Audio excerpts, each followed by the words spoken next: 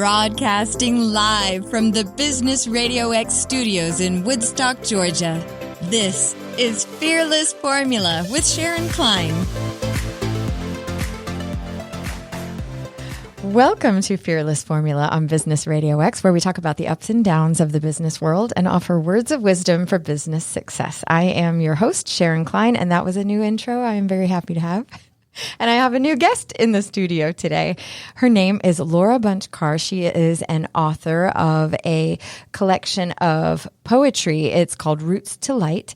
She's also a native to Jasper, Georgia, which is wonderful to hear. Got some other books in the works. I'm very excited to have you in the studio. Welcome, Lora. Thank you, Sharon. I'm happy to be here. Yay. We were just kind of debriefing before the show. And you've got some really amazing twists and turns to your journey of becoming an author and to be sitting right here in this chair. And I'm excited to kind of dig in. I'm excited to be here. There is much to the story, that's for sure.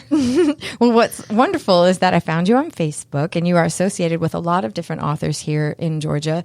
What I love is that there are so many, and you don't have to go outside of this town or even North Georgia to find some really talented people who are doing a lot of really amazing things. Yes, there is a lot of talented authors and artists and craftspeople in the North Georgia mountains. And I love, too, that when we were talking about being native to Jasper, there aren't as many people that I've met that can say those words, you know? No, it used to be a lot smaller town, and everybody knew everybody. Today at lunch, I was telling my husband, who is not from Jasper, I was like, I don't think I've sat in a restaurant and only recognized one person in a long time. No and kidding. Today, I only knew one person in the entire restaurant. That's so wild. What kind of changes have you witnessed over the years? I mean, it must be dramatic. Well, when I was a child growing up in Pickens County, 515 was not even built yet. Oh. So there is a lot of changes overall. Like you had to go up Old Highway 5 to get from Canton to Jasper. Right. Which goes through Keithsburg and all of that. Mm-hmm. But there wasn't a highway. It was just back roads. I remember them bringing the dirt in and leveling it. I was very small, but my grandfather owned property that was adjacent to the highway. So we could sit on his front porch and watch them filling in the roadways and making the big banks going up to build the highway. Oh, my gosh, so wild.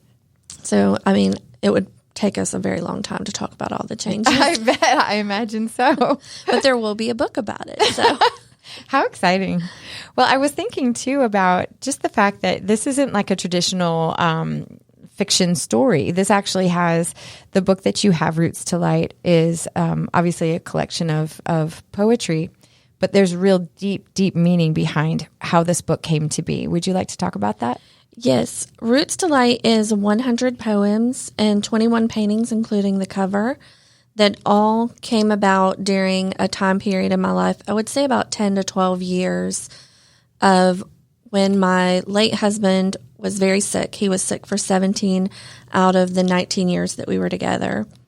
And he had kidney failure, which led to dialysis, a kidney transplant, and then dialysis again about 12 years after the transplant. And then so much dialysis is really rough on your heart. So he ended up having a open heart surgery to replace a valve. And then a year later, the valve was closed off due to a blood clot, and he went into cardiac arrest and passed away. So these poems were written during the end stages of his illness, during the grief of his passing, and then the rebuilding of my life and who I was, because I had been a wife and caretaker to him for all those years, and we were raising 4 children. So you're kind of somebody's mom, somebody's wife, and somebody's caretaker, and you're so busy doing all that, you don't really know who you are when it all stops abruptly like that. What a long time to take care of someone. Virtually the entire time you were married, there was this weight over you, I imagine. Yes, we lived with a lot of that, but he was very good to not focus on that. Like, our focus was always our children. they were the center of everything. So he coached their ball teams even through his illness. I worked in the school system. We made sure that our lives kind of revolved around them and their needs instead of focusing on what was going on in the background. And I mean, it did affect everybody, including the children, but we didn't make that an everyday thing in our house. Well, I imagine, who would want to be sad every moment like that? Well, you made an effort to really try to create normalcy for your family, it sounds like. Mm-hmm. And how hugely important that is for children. It is. It is. They weren't always aware of how sick their daddy was. We didn't want them living their life around that. So they weren't really aware of that most of the time. Wow. And then in hindsight, I wonder if they could see things that they didn't even realize they were witnessing, when you have parents that are trying to protect you, but as adults, I'm sure they could look back and say, yes, they're all much older now. And we've discussed that, and they see things quite differently than they did at the time. I bet you couldn't believe it, what your life was like then. Right. Oh, what my life is like now versus then is like two different lives. It's, and both equally important in my journey, but very different for sure. Mm-hmm. But it took, I think it took that to get here, a stepping stone. But the poems and the art were my way of working through the pain and the grief and the loss and finding where I go next. Because you are an artist, obviously. You're also, I saw, an ordained minister, which is so cool. I am, yes. That's kind of new to the platform. And you're new to the platform. And you are a coach, a life coach. Yes. That is another thing that I started doing after my husband had passed. Before he passed, I started doing yoga and wellness for my own self because I had Lyme disease right toward the end of his illness. Oh, my goodness. And I was just needing natural ways to heal physically and mentally from the Lyme disease and the stress of the life we were living. And so I got into natural things with wellness, and that led me to the life coaching. And I started taking the classes for me, not to help others, but then same as the art and poetry. But then later, now I feel like by releasing the book, I can help other people. And with using all the certifications that I got helping myself, I can in return help other people. I love it because some people don't turn to the light when something like that happens, but you did. And you do continue to. I try to stay on the positive side of things. It's never always positive.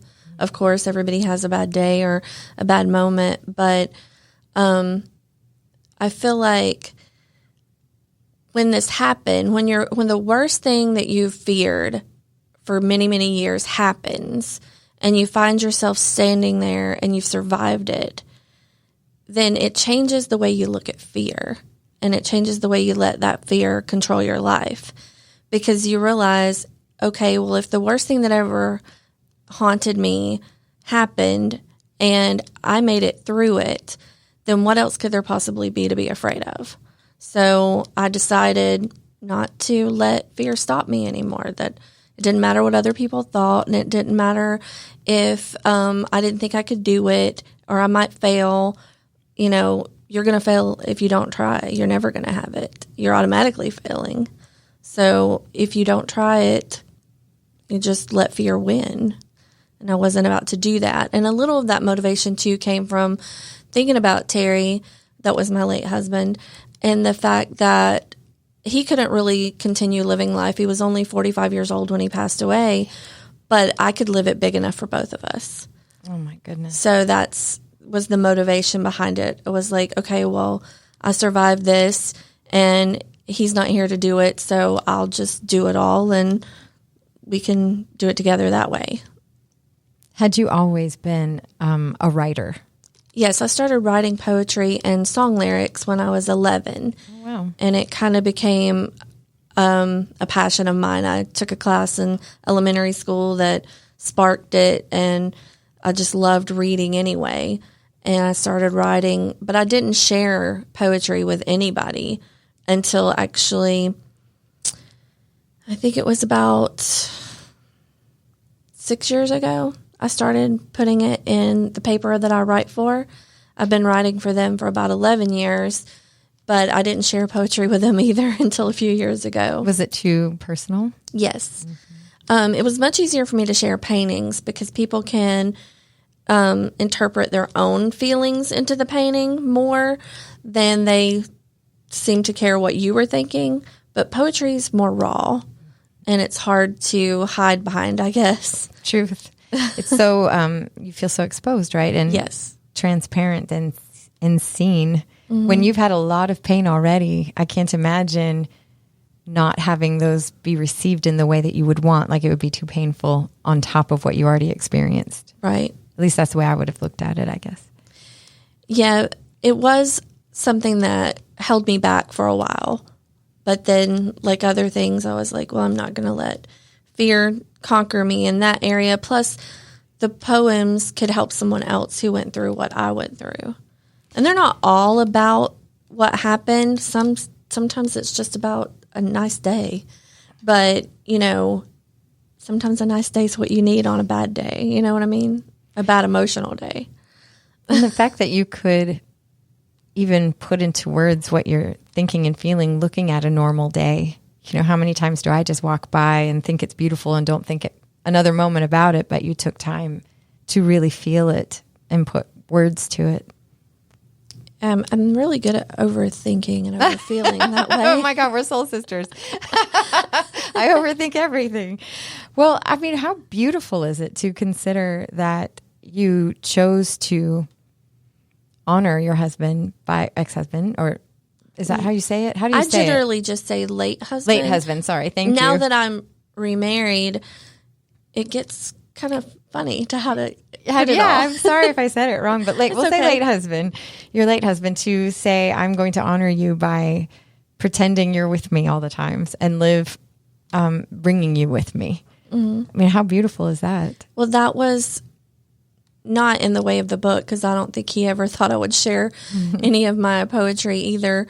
But that's how he wanted it. Even in his death, he did not want to be away from his family, so he wanted to be cremated, and he stays in our home now. And so it was just another way to honor that he always wanted to be with us. So this was another way to carry him with me. When you talk about the journey of healing through poetry, what was it like to start writing? And did you notice by the end of the time that you were kind of processing that the writing changed over these 100 poems? Yes, the writing goes in so many different directions. And as you read through the book and even the paintings as well, you can see, you know, some were written through the stages of, you know, reflection. Some were written through anger. You know, some were written with sadness. So there's so much, just like there's so many stages of grief, you know, you can kind of tell when you're reading through where they were. And even into the rebuilding, because once I had to figure out who I was and find that confidence in myself and be able to move on and allow myself to love again, because that wasn't easy. Like, even after you start dating again, there's a big difference between, okay, I'm lonely and I'm just going to date and find somebody to hang out with so I'm not home alone all the time, than being ready and open to actually loving someone again. Because the next fear is, I don't want to be left like that again. So you don't open up so easily to do that again. Risky. It's too risky. So it was a lot, but I wasn't really looking for it when it happened, and that's usually the best ways. Mm-hmm. You know, he and I were friends. We had met through a work thing, and we were friends, and then it just became more than friends. And here we are, almost 4 years later, and a year and a half married. Wow. I bet you couldn't believe that either. No, definitely not. But it's been a wonderful blessing, and he's very supportive. And what I love most is that he's very inclusive and encouraging with keeping my late husband's memory involved with our children and grandchildren. And he doesn't, you know, some people, it sounds silly, but some people are threatened or jealous of someone who has passed away. Mm-hmm. And he has never been that way. So it's been wonderful the way it all came about. It's a gift, like a gift to your life. Definitely. I'm very blessed. So when you realized as you were writing and processing, what were some of the, were you surprised you had 100 poems and then enough to actually make an official book? I guess I was surprised that it was 100, but to be honest, there's more than 100. This was just the 100 that I picked for the book. Got you. But I still was surprised that there was that many. I did not realize, because I'd not written them all in one place. Some were in notes in my phone and some were in journals that I had written in during all the processing, and some were in a little notebook that I just put in. So when I started typing them all up and putting them in a document, it was like, wow, I really have written a lot of poems, and there's even more that I've written since. So. What was the feeling like to process with writing? Like, how did that healing come? Was it because you were getting something out of your heart and actually written down? Yeah, it's like a release. Like when something's built up and you feel the anxiety and the pressure, and then when you can write it down and get it out, then you're allowed to let go of it then. You know, there's been times when I've had trouble sleeping and something's rolling around in my head or in my heart, and I can get out of bed and sit down and write it down. Well, then I can go to sleep because I've released it. I've let it go. How cathartic. And have something beautiful to show for it. It can be the same way with painting, too. I've woken up in the middle of the night, not been able to go back to sleep and get up and do a painting. So, I mean, I guess that's just my outlet. You know, somebody might listen to music or sing or play the guitar, and that's their outlet. But writing and poetry and nonfiction writing are mine. So how did you go about publishing the book yourself? What were the steps that you took? Well, first I talked to several publishers, and I did have 3 that offered to publish the book for me. But this book was very personal to me, and I wasn't willing to compromise on what was in it or what the cover was or anything. They could have changed it. Exactly. I got you. Some of them are really good to leave you with a good bit of creative control, and some aren't. But I can be kind of stubborn, and with this book, I wanted 100% creative control. So a friend of mine had published a book on her own, and she gave me the number to her editor. And so I called Miss Ashley Jane, who is the editor of my book, and she was absolutely amazing and walked me through all the steps of what I needed to do and where she could fill in for me and do the things that I didn't know how to do or didn't want to do. I'm sure it's daunting. It is. It was several months in the making to get it from sending the draft to the actual printed book being in my hand. I saw it's on Amazon. It is. It's actually it's published through both KDP, which is Amazon's publishing, and Ingram Sparks. Oh, wow. So it is on Amazon, but you can find it on Walmart or any of the bookstores, Barnes & Noble, Second Charles. It's in with all of them. I found that many times when I'm trying to connect with someone that the more raw my feelings are and emotions and ways to articulate those feelings and emotions really create a path to connect, because so much of what we're feeling are universal emotions, and we are more alike than we are different. I agree. Which is why I love Fearless Formula, because highlighting fear, everyone knows what fear is like. But the goal of the show is to help people, anyone, to see what someone else did to manage it. So hopefully it's inspiring to someone to follow their own dreams. But it sounds like when you have grief, like what you've tried to process and how you've used poetry and this book to process through that, you've opened a pathway for other people to really feel the rawness of what it's like to be a human. Can you talk a little bit about the reception of your book and what ways you feel like they've helped other people? I have gotten some really good feedback from people that have told me that they have found things in the book that help them not only to know me better, but to relate to themselves and be able to look at things in a different way that they may not have thought about before. And that helped them get through different areas of their life that they were having a challenge in. It doesn't have to be death, right? Right. Anybody can feel grief for anything. There's a lot of different ways to feel grief and to experience trauma that you might need help processing those feelings and being able to release them in a positive way, because there's a lot of negative ways out there that are available to you if you so choose. But we don't talk about enough the positive ways that you can channel a hurt into a way not only to heal yourself, but to help other people. And that's what I wanted to do. And I'm very thankful that I do get that feedback from people, because it makes me feel like, okay, well, I didn't open myself up here for nothing. You know, I was able to reach some other people and help them. And if you can do that for just one person, then it was worth it. It's sacred work.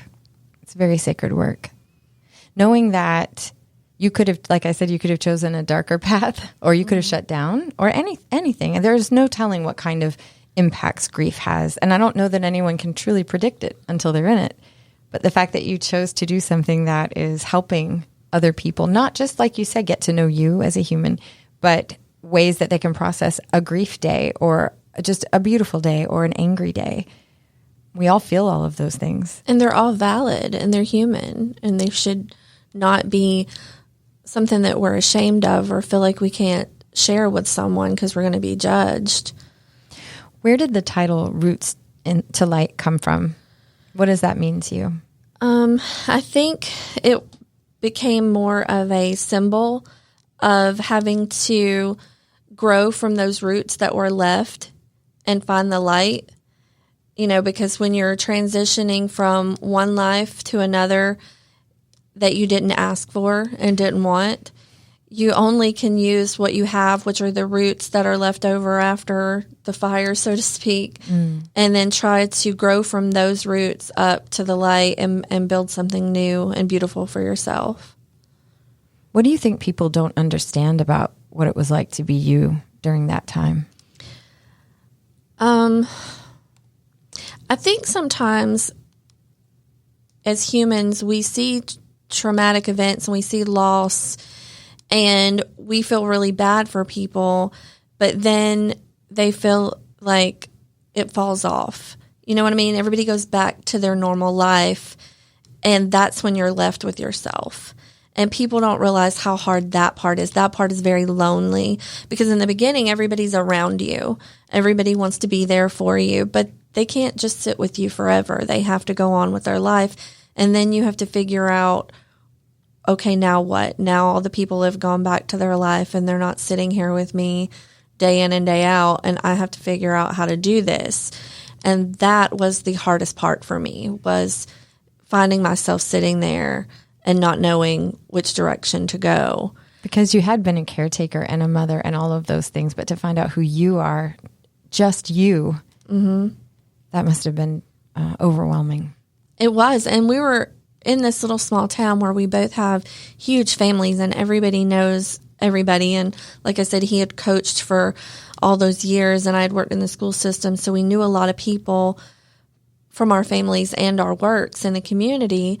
So everybody was there for you, but you did know everybody. So there was also no escaping it. Like you couldn't go to the grocery store to buy gas or where you didn't run into somebody to talk to about how are you doing. So I started kind of spending a lot of time to myself. And that's how the painting and the writing started, because I was like, I have to find a way to heal myself without having to talk about it all the time. And face it and be defined by it, right? Right. Every place you went. I always think that's awkward for me. How, when something like this happens, and imagining I'm seeing you at Walmart, do you talk about it, or do you just say, hey, how you doing? It's good to see you. Or do you say, how are things? And I don't know. It's like a uncomfortable space because you don't want to upset someone, but you don't want to ignore something that's so cataclysmic. Right. So I don't know how I would have approached it either. It's not a right or wrong. It's just kind of one of those things that it is how it is. But sometimes, you do need a break from it. So you go to the store in a different town or you stay home and write a poem. Or painting. What has painting meant to you then? Painting is actually a lot newer to me. I did not start painting till 2014. And that just came from we moved to an apartment and I wanted some artwork for the walls, and living off disability and a part-time job because I only worked part-time because of the kids and his medical needs. Got you. We didn't really have the money to go buy all new paintings, but it wasn't that expensive to get some canvas. So I was like, I'll try to paint them myself then. And I did, and I loved it. And it was like, oh, wow, I had drawn all through my life. So drawing was something that I had done, but I'd never painted. And it was so relaxing and such a meditation for me that I just kept doing it. But that's how it started. I really didn't even know it was something that I could do. When you're getting ready to paint something, do you have an idea of what you want to paint, or do you let it just unfold and it becomes its own thing? It really depends. Sometimes I will have an idea that I want to do and I will just do it and let it flow. But sometimes I see something else and I think, oh, I would want to paint that, but in a different way. Oh, okay. I like abstract and silhouette paintings. Oh. So sometimes I will see a painting that's more realistic or not really the style I would have painted it in, and I will think, oh, I'm going to try to paint that, but in my style. So it kind of depends on if I'm painting from just, oh, I want to do that, or if it's painting from feeling. Mm-hmm. So you got to use two different mediums of art and creativity to process. Yes. And you still do. You have an art show tonight. I do. Actually, it's Art Walk in Jasper tonight from 6 to 9. I will have a booth with my book and a few paintings of mine. Some are from the book, some are not. And I'm on the board of Sassafras Literary, which is a writing club in my town. Nice. And they will be there next to me also with a booth. So I'm looking forward to seeing all of my friends and everybody that comes out to join us for Art Walk. So that community, how important has that community been to you, Sassafras? Sassafras is kind of new to me, other than, as a child it was around and we could submit to it. But as far as getting to be part of it, that's only been in the last year, and it's been very exciting because it's taking a new growth.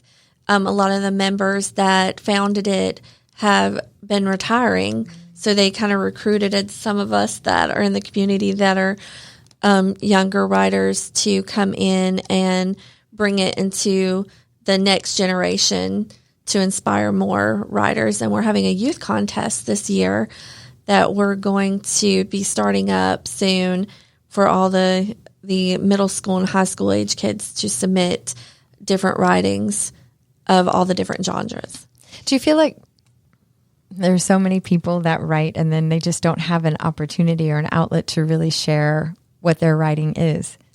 Because I do. I have some poems I've written and I'm like, I've just never considered it actually meaning something to anyone but me. Right. I think that a lot of people that write don't share it because they're either afraid of opening themselves up, or that, like you said, like they just don't think it'll mean anything to anyone else. But I encourage them to go. There's so many different, like I'm a member of Broadleaf too, and the Cartersville area writers. So I encourage people to go to things like that in their town. And even if you don't want to read right away, listen to the other people read, and you'll find there's not as many differences in you that you think. Like we were talking about, we're so connected that, hopefully eventually they'll want to get up and share their works as well. I started going to writing events and listening years before I actually shared anything of my own. So and that impacted you? Yes, and encouraged me as well.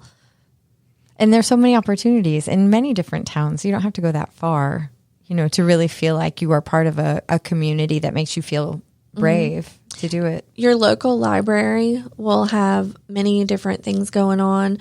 and they can connect you with things, but also just searching groups on Facebook. Almost everybody has a Facebook group that has a writing group. And you're part of one as well, right? On Facebook too. Yes, well, the Broadleaf, several. I know. I had interviewed the founder. They're just some amazing people that are just, I walk by every day, and just never know their backstory. Which is why I love hearing about yours, because I would never have known what it's like to be you. And the fact that you look at fear so differently, having faced something so devastating, makes me wish that I didn't have to experience something devastating in order for myself to be brave. I can see why we do that as humans, but I'm with you. I feel like it shouldn't take something so hurtful and traumatic for us to realize that fear is something we're allowing to control us. Like, it doesn't have any power unless we give power to it. But for the majority of my life, I lived with fear. Well, every day, right? Right. What's I mean, for 41 today? years. I was 41 when my So late young. husband passed. So young. And until that point, fear had been a main driver and controller in my life, and I didn't even realize it until it was gone. And it was a little scary, to be honest, when it was gone, because I was sitting there one day and I was like, wow, like, is this even normal? Should I call a counselor or something? Oh, no kidding. Because, like, why am I not afraid of anything? Like, you know what I mean? Right. Not saying I still I'm not afraid of anything. There are things that I do, but get afraid of. But in that moment, when it first hit me, I literally was not afraid of anything. It was like the worst things happened. There's nothing to be afraid of anymore.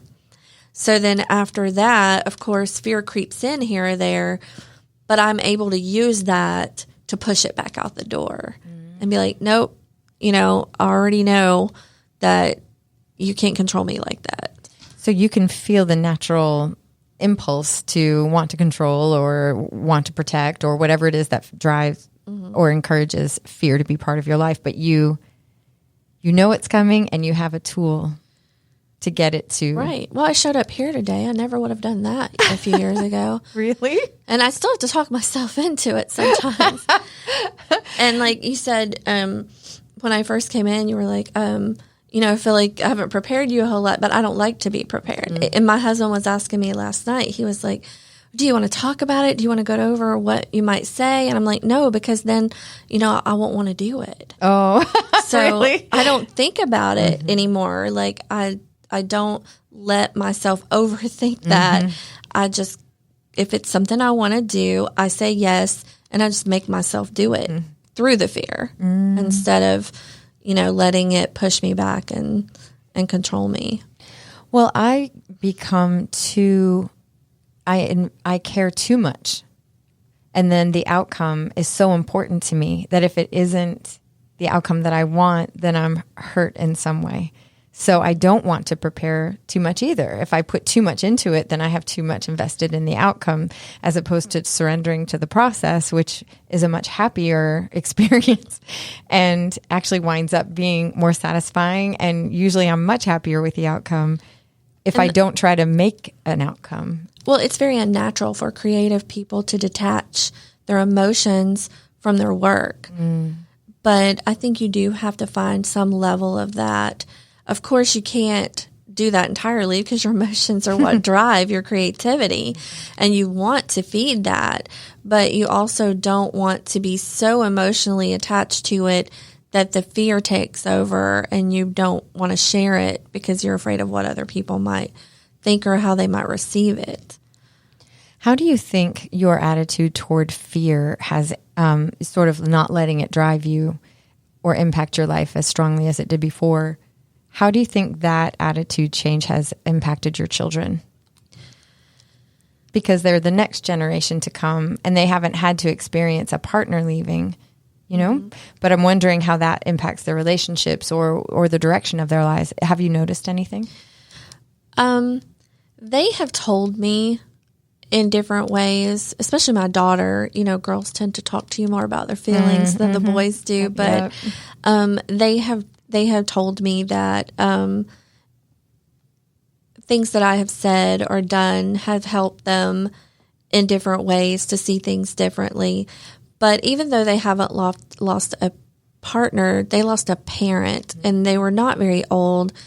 My youngest was 10 when their father passed away, and then I had a 17-year-old and 2 that were 20. So they were still quite young.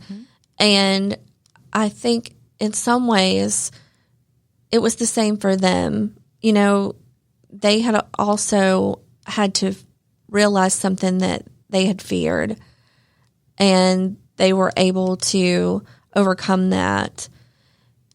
And while you never really stop grieving, it just kind of changes. It's a place that you learn to work through and around, but it doesn't ever leave.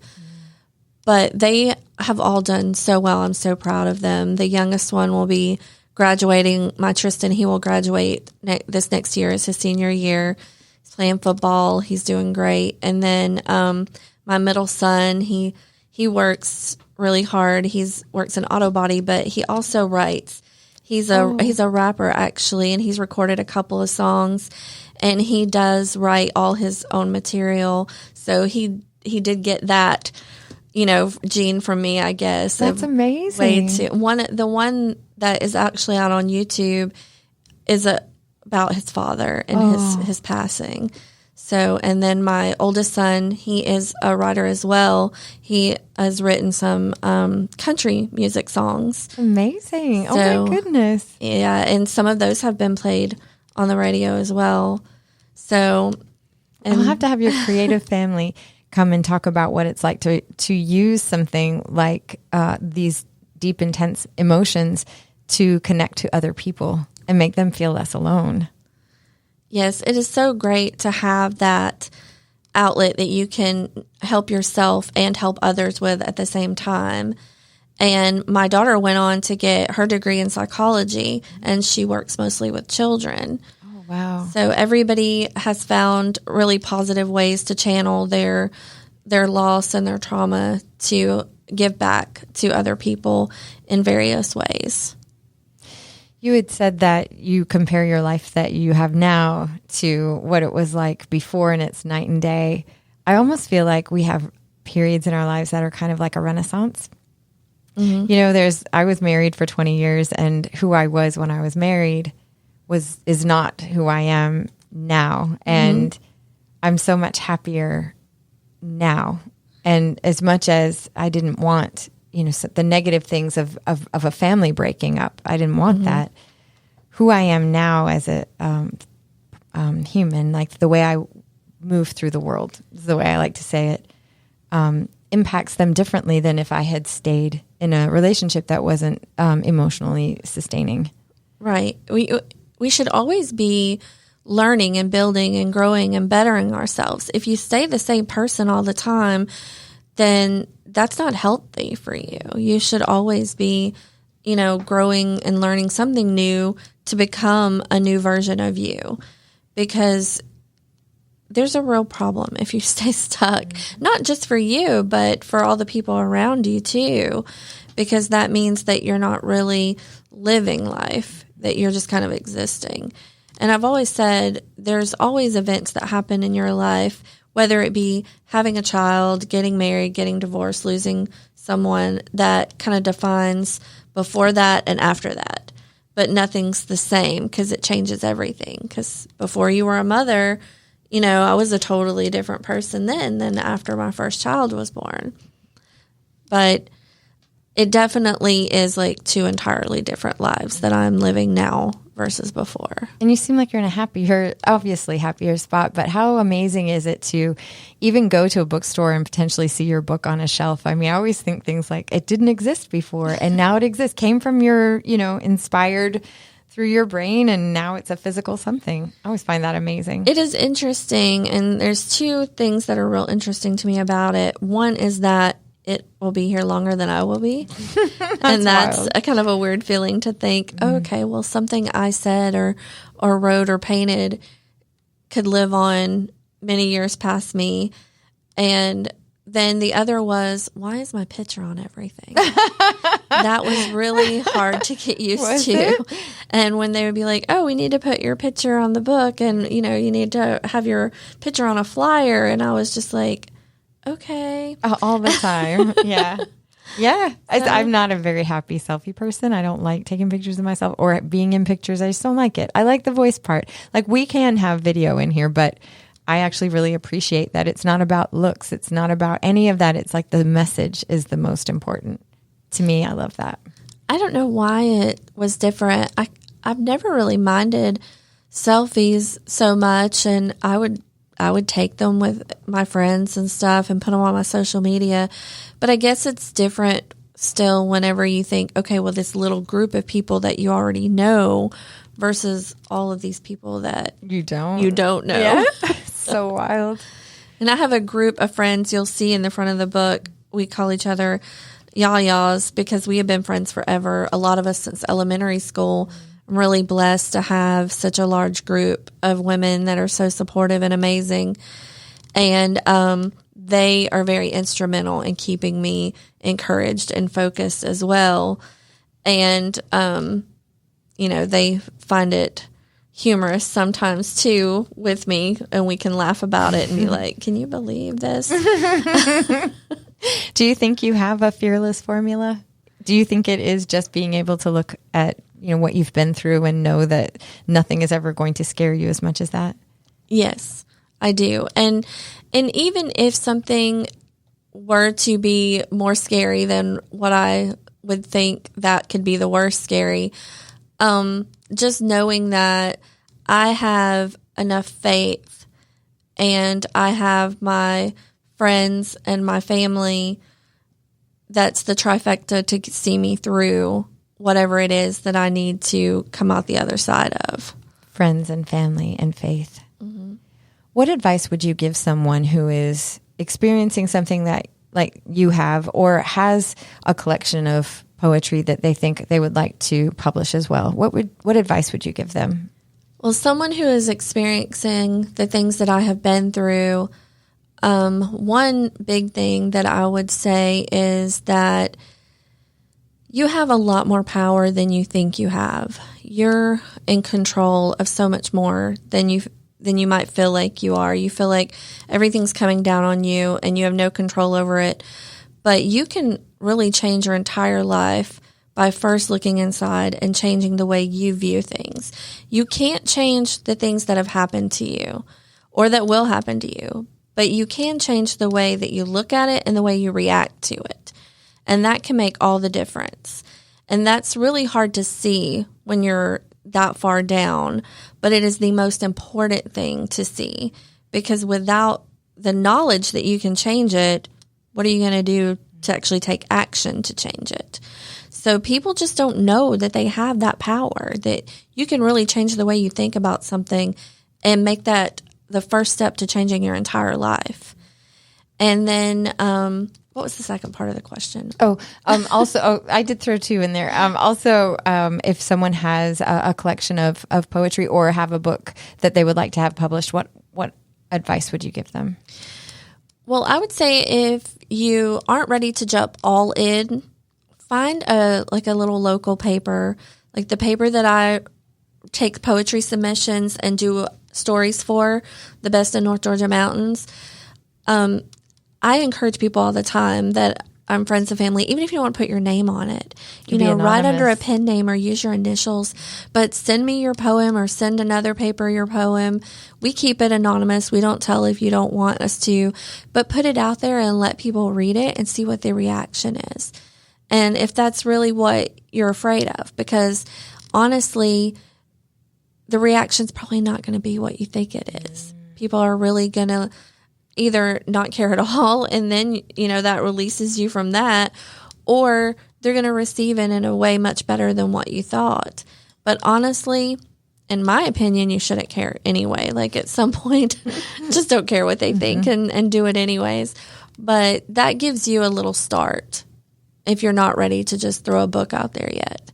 But if you want to do it, just do it. I mean, feel the fear and do it anyway. Right. Just do it anyways. What are they going to do? What's the worst they can say to you? No, they didn't like it. Well, don't read it then. Yeah.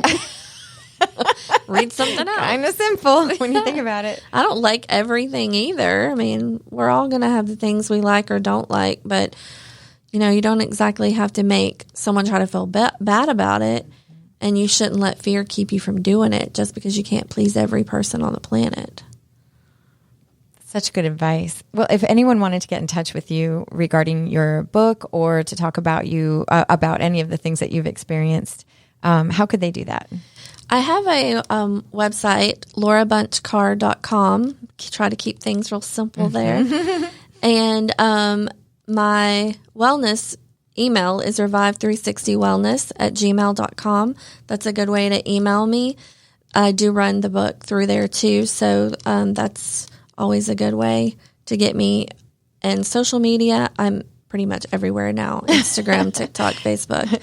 I'll have to follow you on all of those. I know I'm friends with you on Facebook, but you also have a book page that I need to follow. So it's interesting. It's like you can never kind of rest with the social media side of it.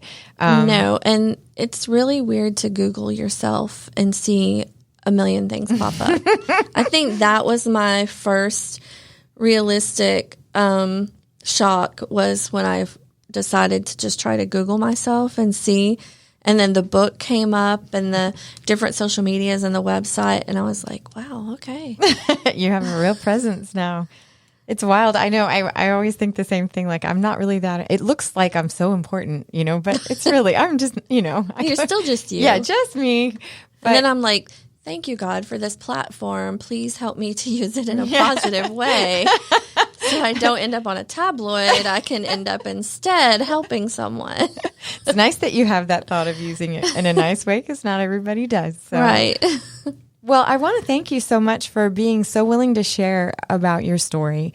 I appreciate, too, that you really look at not just poetry and not just yoga, but you're actually looking at a lot of different aspects of people's lives in the wellness field to encourage people to feel better about whatever it is that they're experiencing. And I admire that so much because, again, like something that's happened to you, you could have chosen many different paths to process, but you chose one that is not only beneficial to yourself, but anyone else who's in your realm. That's very, it's beautiful. Thank you. Also, I'd like to invite you and everyone else to pick up a copy of The Best of North Georgia, because I do write a wellness column for the coaching and wellness, and it talks a lot about different outlets that help you. And then I do a travel column for them as well, because my husband and I we like to travel a lot. That's wonderful. So we do that, and that would be a really good way to see more of what I'm up to as well. Excellent. Well, thank you. Thank you so much for sharing. And thank you for coming all the way from Jasper to the studio today and braving the Woodstock traffic that I dealt with earlier today. At least there was no rain today. It's a beautiful day. That's true. I'm tired of the rain as well. But yeah, I feel really lucky to have gotten to share this conversation with you. And anytime you'd like to come back, please feel free. I'm excited to see where you go. Maybe next year we can talk about my book about my Appalachian pawpaw that's coming out, my nonfiction book next year. Yes, I would love to. I'm fascinated by that. So have fun. It's something to look forward to for sure. That book will definitely be fun. He was quite the funny guy. He had lots of interesting songs and sayings that will be in the book. Well, then a lot of people will be able to identify with it, right? Yes. It's a whole culture. Yeah, I'm excited. Well, thank you again so much for coming to the studio and being such a caring and kind heart and soul in the world. I really appreciate the opportunity to get to share that with you. And thank you all for listening to Fearless Formula on Business Radio X. And again, this is Sharon Klein reminding you that with knowledge and understanding, we can all have our own fearless formula. Have a great day.